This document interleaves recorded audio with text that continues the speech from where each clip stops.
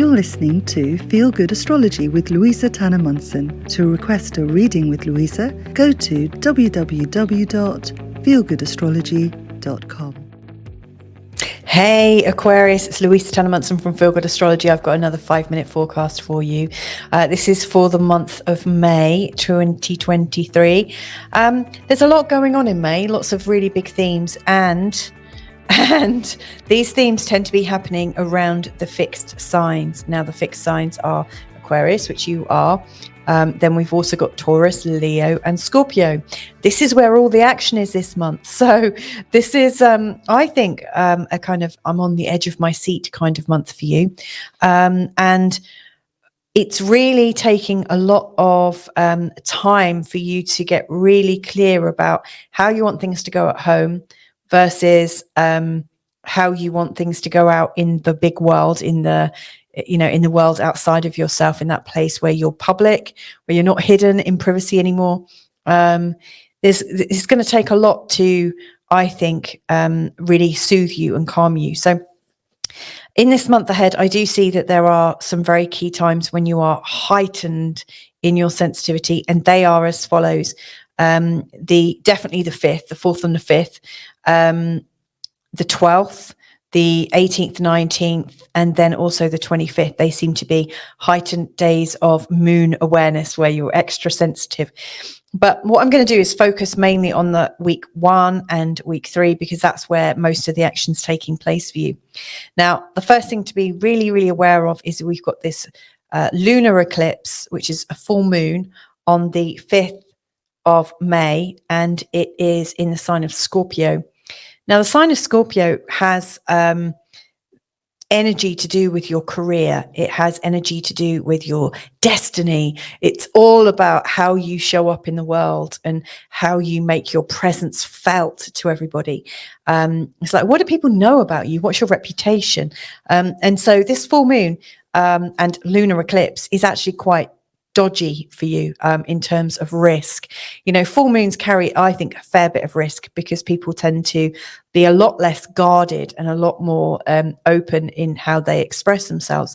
But this is really happening in an area that's very public for you and very much linked to your reputation. So if I was in your shoes this month, Aquarius, I would pay particular attention as to what information is out about me.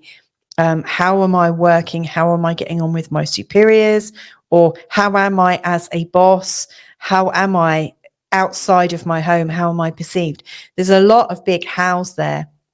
But I can see it's on your agenda, and it's definitely something to pay attention to. Later on that week, we've got Venus going into an area of your chart that's linked to work and health and how you get organized, how you run your life, basically. So the first week seems quite important, because it's covering how you're perceived and also how you run your life. Big stuff. Now, in week 3, I think it's also worth bearing in mind, and in fact, I should have said this at the start, or I could have said this at the start.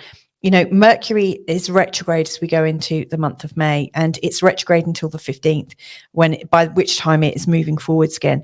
And it's going retrograde in the area to do with your home and what you know about life. It's your family, your stability, very much the core activity of who you are. Where your beliefs and your behaviors and everything came to you, like from your childhood and stuff. So it's like the foundational stuff is what it's all about. And so communications are likely to have been a little bit stressful during that time in the first 2 weeks. On the 16th, Jupiter joins Mercury in the sign of Taurus, and that's expanding things at home for you. So anything to do with home, where you live, how you live. Do you want a new home? Do you want to extend? All those kinds of things are really big. But it's also to do with how you're living. Like, is there a new person coming to move in with you? Is somebody all of a sudden creating a much bigger impact at home? There are sort of changes coming, and it could be that things are inflamed, but it could also be that things are just feeling generally good. The new moon on the 19th also gives you a chance to reset your home. And then on the 20th to 21st, we've got this really big Pluto and Mars aspect that is really challenging from the first house and the seventh house. So it feels like people are absolutely pushing back when you're recommending things, when you're asserting your independence, when you're trying to get control of your life. It seems that the people in your life, your loved ones, are really, really pushing back. This is something that's really, really key in this month ahead.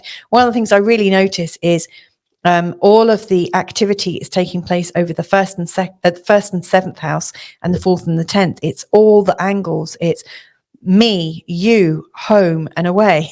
It's all the big stuff. So much patience is needed. By the end of the month, the sun has gone into a place of creativity and a bit of free flow. So if I was in your shoes, I would choose to relax and goof off doing things I like doing from the 21st. So anyway, I hope that's helpful to you, Aquarius. And if you need any help at all, then just drop me a line. I hope you have a really great month ahead. To request a reading with Louisa, go to www.feelgoodastrology.com.